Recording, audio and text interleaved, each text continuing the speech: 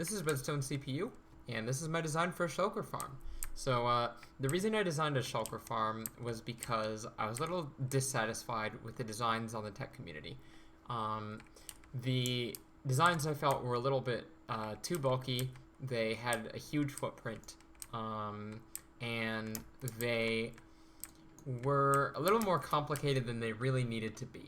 I'm going to go ahead and walk you through my design and show you the inner workings of that, and you'll see how mine contrasts to the other designs on the broader community.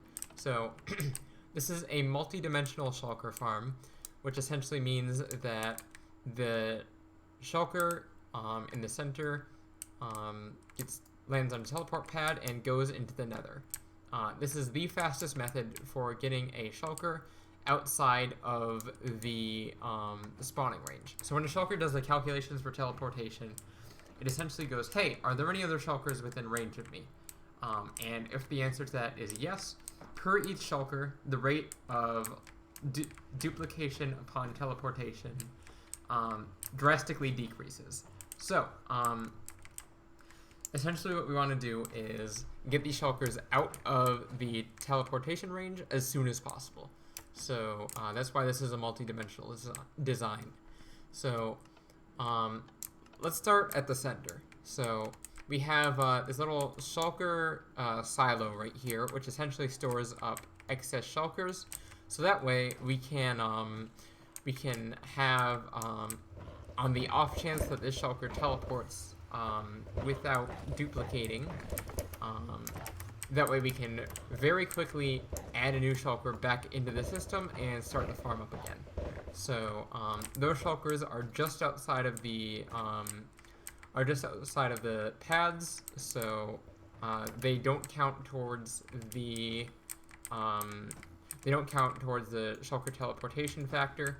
So that essentially means that we can just inject a shulker back into the system as soon as possible.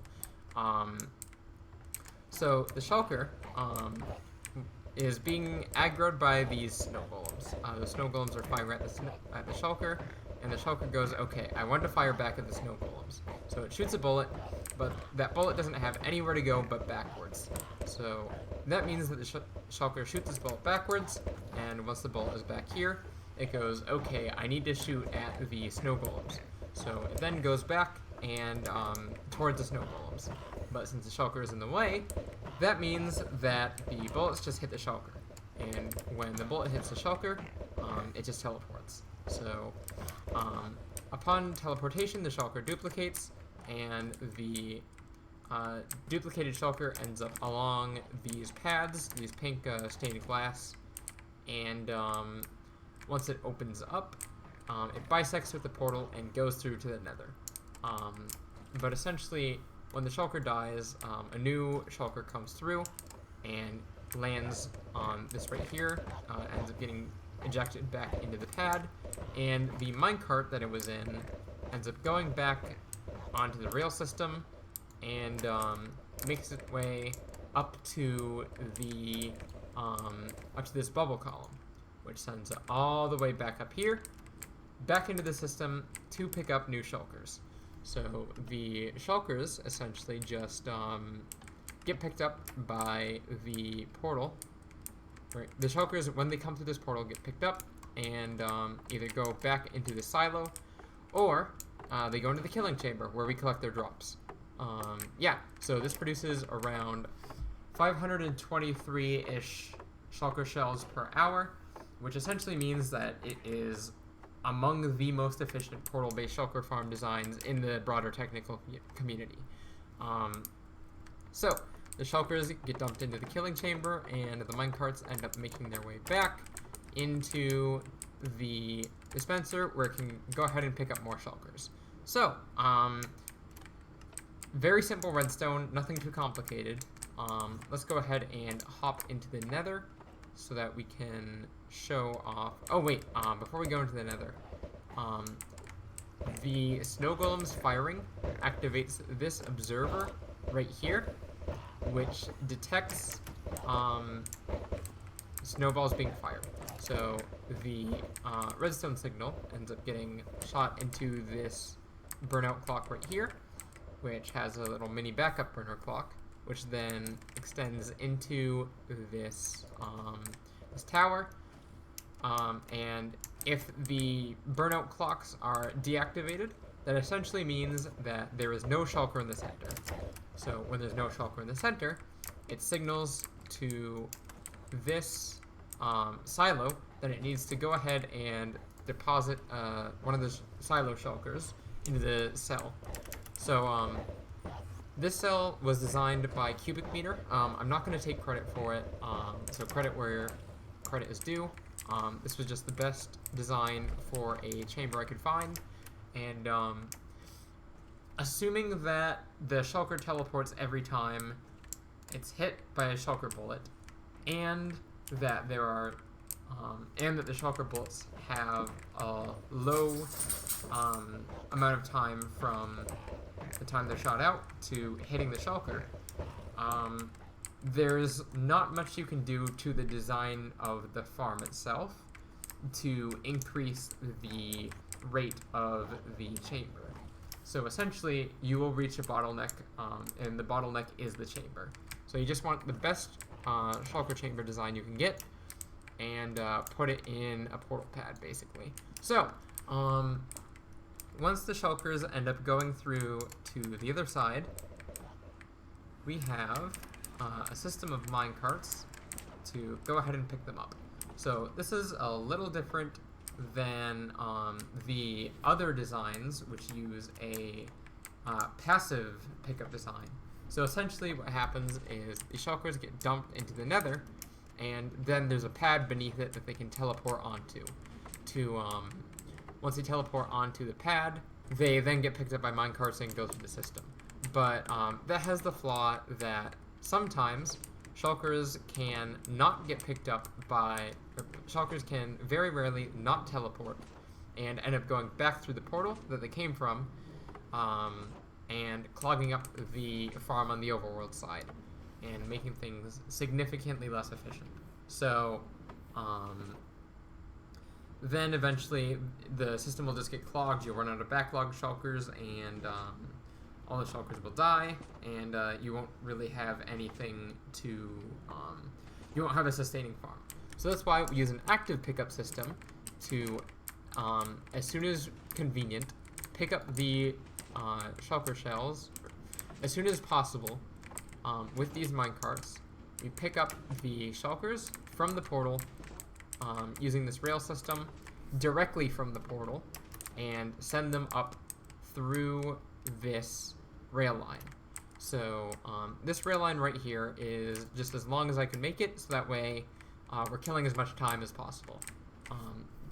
When a shulker goes through the Nether, we want to go ahead and burn off 15 seconds because once it, because the minute it leaves the portal, the 15-second timer starts counting down, and once that 15-second timer counts down to 0, then the shulker is able to go through another portal. So we can't immediately send the shulkers back into the overworld. We have to go ahead and kill 15 seconds no matter what we do.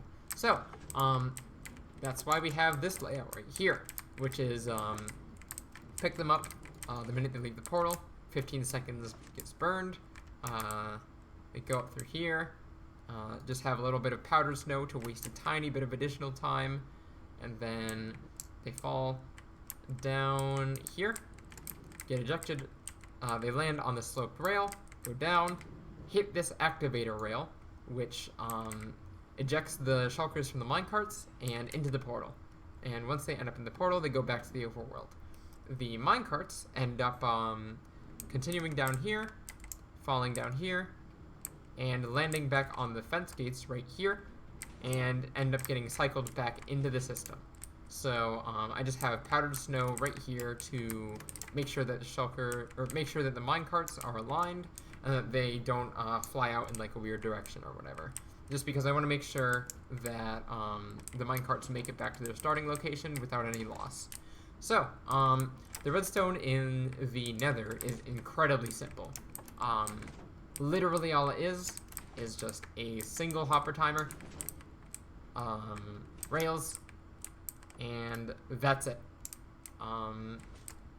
there are a lot more complicated and involved redstone systems that I've seen in other shulker farm designs, and I want to avoid that as much as I can, and just have the most simple, the easiest to build nether pickup system as possible, without compromising any efficiency whatsoever. So, yep, the shulkers get their time burned in the nether, and then go back to the overworld. So once we are in the overworld, the shulkers end up back in this portal, and we have a minecart going on a loop. So once this minecart picks up the shulker bisects with this tripwire right here, which activates this rail right here, flipping its direction, enabling the minecart to leave the rail system.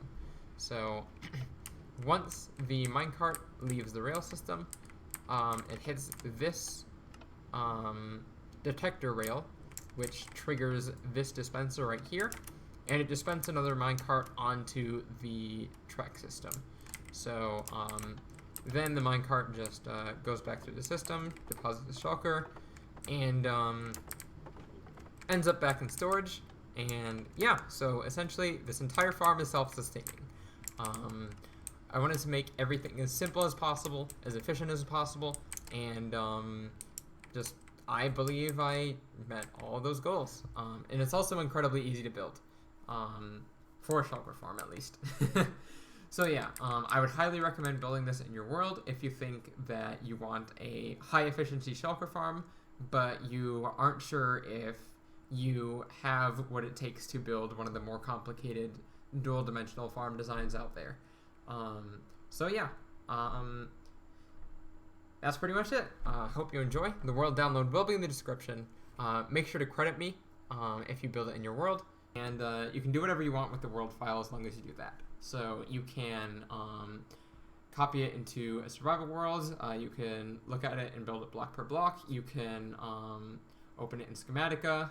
You could toy around with it and make adjustments, make your own adjustments, pretty much whatever you want. So just make sure you credit me, and you can do whatever you want with it. So anyways, thanks for watching. This has been Redstone CPU. Hope you enjoy the farm. Catch you later. Peace.